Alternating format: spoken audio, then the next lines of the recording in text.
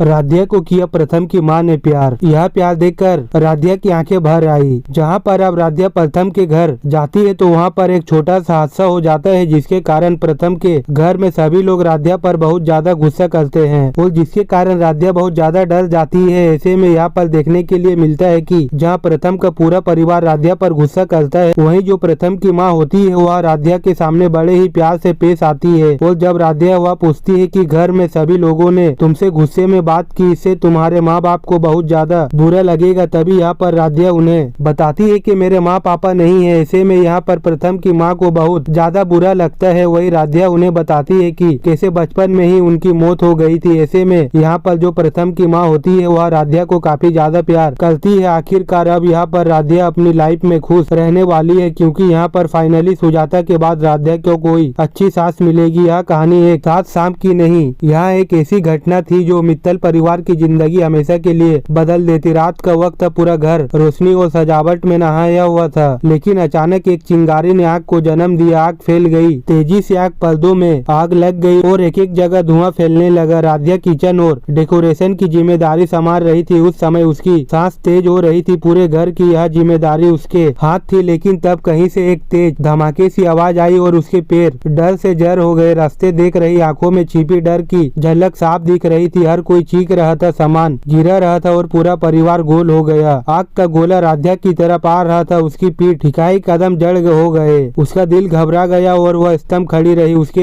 हाथ पांव कांप रहे थे। तभी प्रथम दौड़कर आया। उसने जोर से कहा हटने के लिए। उसकी निगाहों में आग का खौफ था, लेकिन राध्या डर के सामने आज भी खड़ी रही। वह सुन नहीं पा रही थी। उसकी आंखों में धुएं का गुबल था। हमसफर उसका हाथ पकड़ कर उसे खींचा और एक बार फिर उसे अपनी बाहों में समेट लिया। उसके शरीर गर्माहट से जल रहा था, लेकिन प्रथम का इरादा केवल एक था, उसे सुरक्षित बाहर लेकर आना। इस पल को देखकर प्रथम की दादी आग से लपट गई। उसकी आंखों में गुस्सा था। परिवार वालों में से कोई लोग पहले से ही राध्या के खिलाफ थे। उन्होंने तर्क दिया कि सजावट, खाना, डेकोरेशन सब राध्या की जिम्मेदारी थी। अब आग कैसी लगी, इसकी लापरवाही थी, यह सवाल हर ओर गूंज रहे थे, लेकिन राध्या चुप थी। डर से उसने विरोध बढ़ता गया। आरोपी की आग उसके चारों तरफ बढ़ गई। फिर प्रथम की बहन आई। पूरे घर में सन्नाटा छा गया। उसने सभी की बात काट दी और कहा, यहाँ आप लोग चुपचाप चले जाइए। उसने कहानी सुनाई। झूमर गिर रहा था, वो समय को गिर सकता था, लेकिन राध्या ने उसे धक्का दिया और मैं बच गई। उस दिन वह खुद चुकी थी, समझ नहीं पा रही थी कि क्यों मुझे धक्का दिया गया, लेकिन फिर पता चला कि राध्या ने जानबूझकर मेरा बचाव किया था। उस बचाव के कारण मेरी जान बच गई। तब से लेकर अब तक परिवार के लोग सदमे में थे। शब्द हिल नहीं रहे थे, मुंह से कोई शिकायत नहीं निकल रही थी। सभी ने महसूस किया कि राध्या ने जान जोखिम में डाली थी। अब आरोपों की हवा शांत हो गई। खामोशी ने घर का माहौल बदल दिया। लोग एक एक कर राध्या से माफी मांगने आए। बड़ी बहन थी मायरा, जो पहले बढ़ चढ़कर बात करती थी, अब उसी बहन की आंखों में शर्म थी। लेकिन प्रथम की दादी अभी भी चुप नहीं थी। उसकी निगाहों में कोई सवाल था, कोई शक था, जो दिल से नहीं जाकर आंखों तक ही समा गया था। उसकी नजरें आज भी राध्या के दिल पर झुकती नहीं है। खामोशी ने घर पर फिर से कब्जा जता लिया। किसी ने इशारे में मांगी माफी, किसी ने एक नजर राध्या की तरफ देखी। राध्या की आंखों में थकान थी, घबराहट थी, लेकिन अब वह सुरक्षित थी। उसके दिल में अब सवाल उठ रहा, क्या यह एक सब दिन माफ हो जाएगा या